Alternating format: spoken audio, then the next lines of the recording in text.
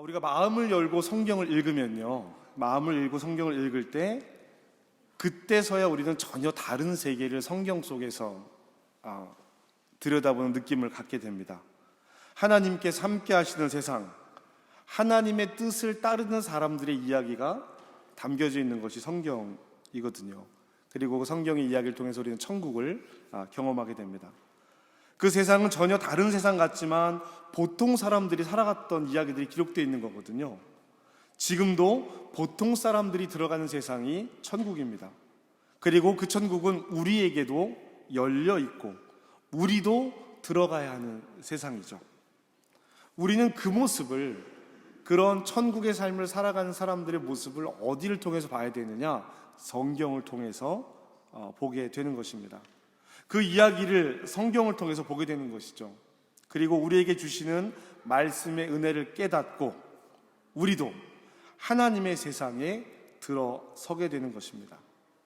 그리고 하나님께서는 그것을 우리에게 약속하셨습니다. 예수를 믿음으로 누구든지 구원에 이르게 될 것이다. 구원에 이른 사람은 다른 삶, 구원에 이른 삶을 살게 될 거야 라고 약속해 주신 것이 성경의 이야기입니다. 그래서 마음을 열고 성경을 보는 일이 참 중요합니다. 그런데 우리의 마음이 닫히면, 마음의 문이 닫히고 마음이 딱딱해진 상태에서 성경을 읽으면 오해하기 쉬운 내용들이 참 많습니다. 말씀이 나를 공격한다라고 생각을 해요. 아니면 이 말씀과 나는 상관없다, 이건 나랑 관계없는 이야기야 라는 생각을 하게 됩니다. 그래서 마음을 여는 것이 참 중요합니다. 내 마음이 열려서 성경을 볼 때 은혜가 되는 것이고 그 은혜가 나를 이끌어가는 것인데요, 이 마음을 여는 가장 좋은 방법이 무엇이냐면 감사입니다. 감사는요, 마음을 따뜻하게 합니다. 여러분, 인상 쓰면서 감사할 수 있으신가요? 옆에 계신 분들에게 하나님께 감사합시다 그렇게 한번 인사해 보시겠습니다. 하나님께 감사합시다. 옆에 계신 분들에게요, 하나님께 감사합시다. 이 하나님께 감사합시다 할 때 어금니를 꽉 깨물고 한번 해보세요. 하나님께 감사합시다. 실소가 나잖아요. 감사는요, 어두운 표정으로 딱딱한 마음으로 할 수 있는 것이 아닙니다. 감사는 마음을 따뜻하게 만들어줍니다. 그리고 감사는 멀어진 관계를 가깝게 해줍니다. 멀어진 관계를 가깝게 해줘요. 신앙생활에서 감사가 중요한 이유는 이 감사가 마음에 관련된 일이기 때문입니다. 마음이 딱딱해지고 단단해지면 성령께서 우리 안에서 일하실 수가 없어요. 성령께서 우리 마음에서 일하시지 못하면 말씀이 우리 삶에 영향을 미치지 못하는 것이고요. 오늘 우리는 추수감사 주일로 예배를 드리고 있습니다. 농사를 짓지 않는 우리에게 추수감사의 의미는 조금 덜 할 수도 있습니다. 지금 한국에 계신 저희 아버지는 열심히 추수를 하고 계시거든요. 지금 이제 한창 추수 때인데요. 올해는 이 추수 전에 태풍이 와서 벼단이 다 쓰러져 가지고 고생이 심한데, 또 지금 태풍이 올라오고 비가 와가지고 그 쓰러진 벼들이 이제 썩게 되는 일들이 생기게 됩니다. 그래서 더 힘겹게 추수를 하신다 그래요. 그래서 서 있는 벼는 막 배나가기가 쉬운데 넘어진 벼는 속도도 느리고 또 이 추수하는 나달도 적게 되거든요. 그래도 추수할 수 있는 것이 감사한 일이죠. 봄에 논과 밭을 갈고 여름 뜨거운 햇살과 병충해를 지나서 가을 초입에 태풍을 견딘 농작물들과 그 농작물을 돌보며 애태웠을 농부들이 있죠. 여러분, 추수는요, 절대입니다. 추수는 과정 없이는 절대 이루어지지 않습니다. 내가 뿌리지 않더라도 누군가 뿌려야 하고, 뿌려진 작물은 싹을 내야 하고 자라고 열매를 맺어야 합니다. 이 과정 속에서 맺은 결실을 거두어 드립니다.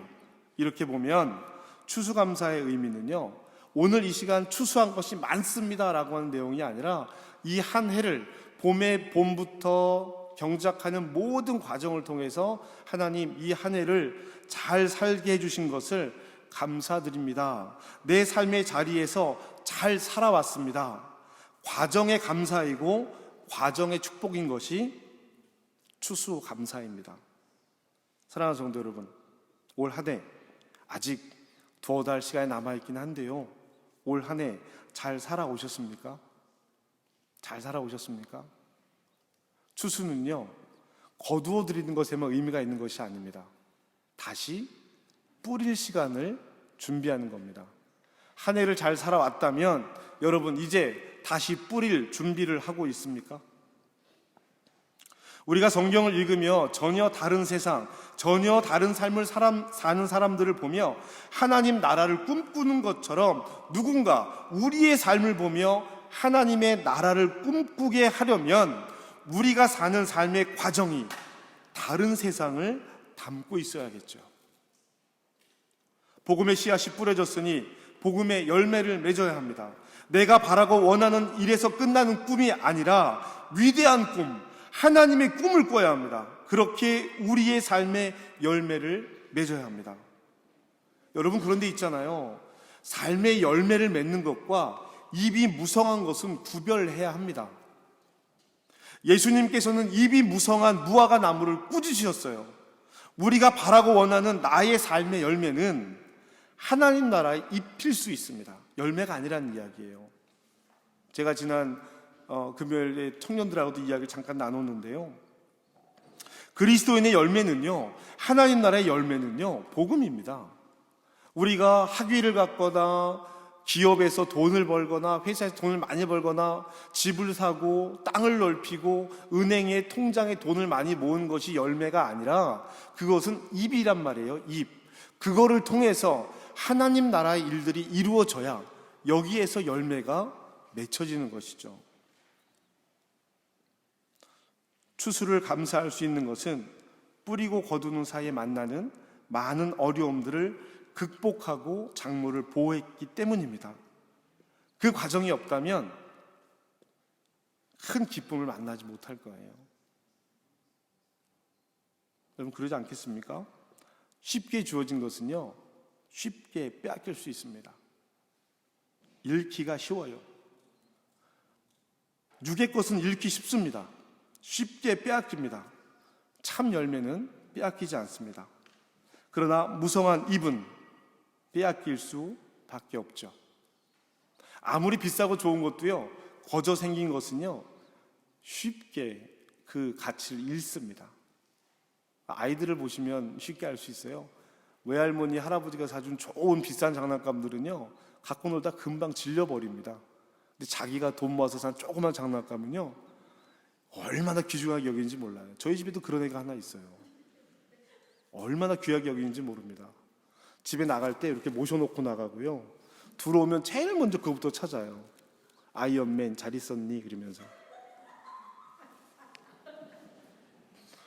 할머니가 한국에서 아무리 좋은 걸 보내줘도요, 며칠 갖고 놀다가요, 저기 가서 먼지가 잔뜩 쌓입니다.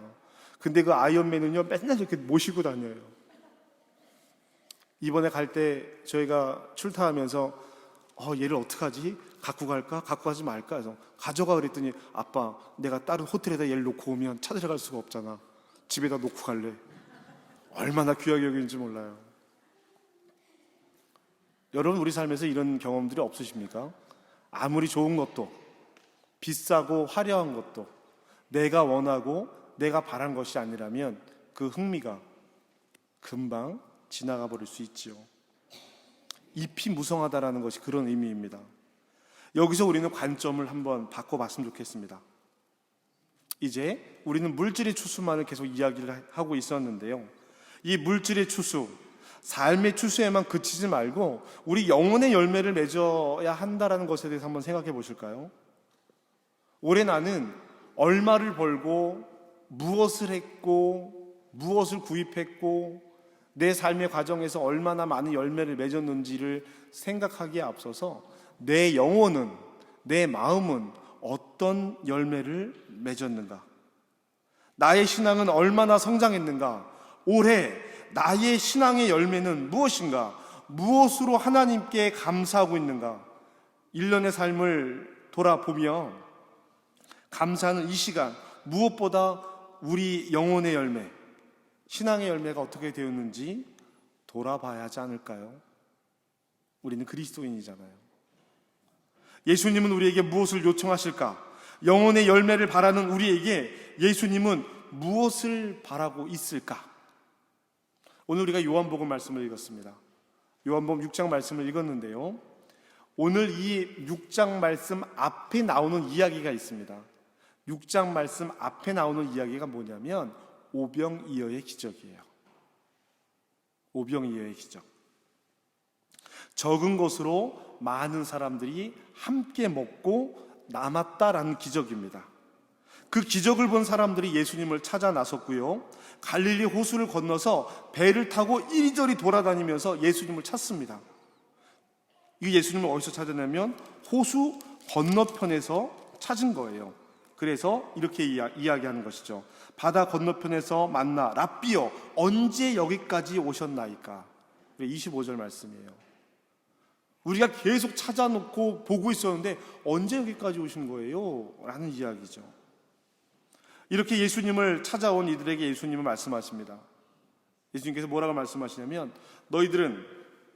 너희가 나를 찾아온 것은 표적을 본 까닭이 아니요, 떡을 먹고 배부른 까닭이다. 오병이어예요. 오병이어. 물고기 2마리와 보리떡 5개로다가 5,000명이 넘게 먹고 12강수리가 넘게 남았다라고 하는데, 이 놀라운 기적, 이것이 아니라 난 먹고 배부르니까 이 마음으로 나를 찾아왔다라고 예수님께서 그 사람들에게 이야기를 하시는 거예요. 그리고 그들에게 다시 이렇게 말씀하십니다. 27절 말씀입니다. 27절 우리 같이 읽어보실까요? 27절 함께 읽겠습니다. 시작.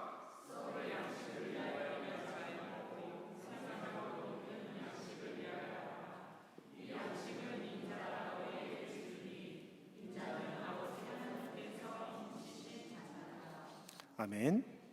예수님은 표적이 아닌 양식을 따라온 이들에게 말씀하십니다. 영원한 양식, 썩지 않는 영원한 양식을 위하여 일하라.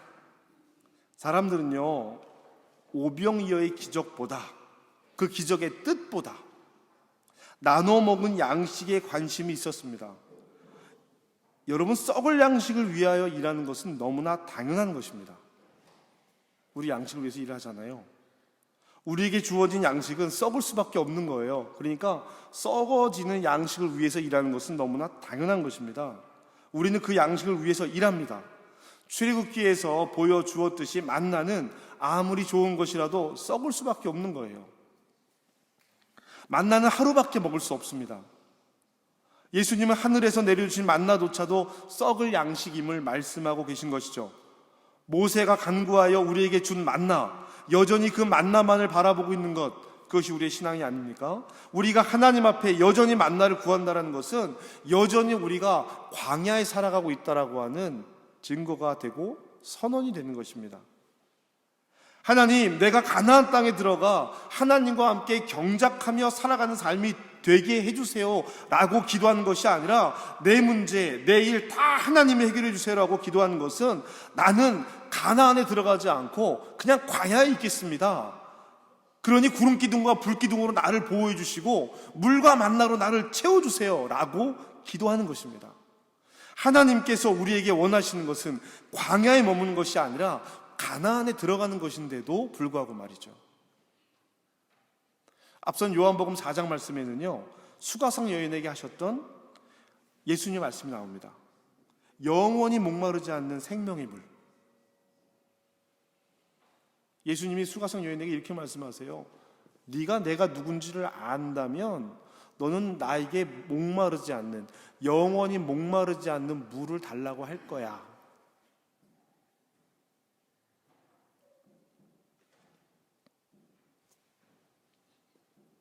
영원히 목마르지 않는 생명의 물처럼 영원히 썩지 않는 영혼의 양식을 가져야 합니다. 그 양식은 인자, 즉 예수님이시죠. 사람들이 영원한 양식을 얻기 위해 하나님의 일을 위해 어떻게 해야 할지를 묻습니다. 그럼 우리가 그 양식을 어떻게 하면 얻을 수 있겠습니까? 예수님께서 그들에게 대답하십니다. 하나님께서 보내신 일을 믿는 것이 하나님의 일입니다. 참떡, 참 생명을 이야기합니다. 오병이어 물고기 2마리와 보리떡 5개는 참 생명이 아니었어요. 참떡이 아니었습니다. 잠깐 배부르게 하고 잠깐 포만감을 느끼는 것 뿐이에요. 소화가 되면 끝나는 겁니다. 영원한 생명이신, 참 생명이신 예수님께서 와서 예수님께 와서 지금 먹을 떡을 달라고 하는 것이죠. 사람은 이제 예수님께 생명의 떡을 항상 우리에게 주세요라고 요청합니다. 그러자 주님께서 대답하십니다. 35절 말씀입니다. 35절 말씀 우리 함께 읽겠습니다. 시작.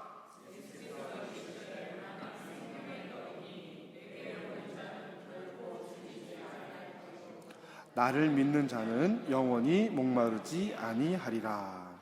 아멘. 사랑하는 성도 여러분, 그리고 예배자 여러분, 오늘 추수감사주의를 기념하며 기억하여 예배합니다. 여러분, 한 해 우리에게 주신 육적인 은혜, 육체적인 은혜 감사하시나요? 감사의 예물을 구별하고 감사의 마음으로 드립니까? 이렇게 산 것이 하나님의 은혜입니다라고 고백하고 계십니까? 그 고백의 표시를 어떻게 하고 있습니까? 사랑하는 성도 여러분, 그리고 예배자 여러분, 우리는 삶의 열매를 맺기 위해 참 많이 노력합니다. 애씁니다. 때로는 그만큼 열매를 맺지 못해서 아쉬워하고 속상해하기도 합니다. 그런데요, 우리가 영의 열매를 맺기 위해서는 얼마나 노력하고 있습니까?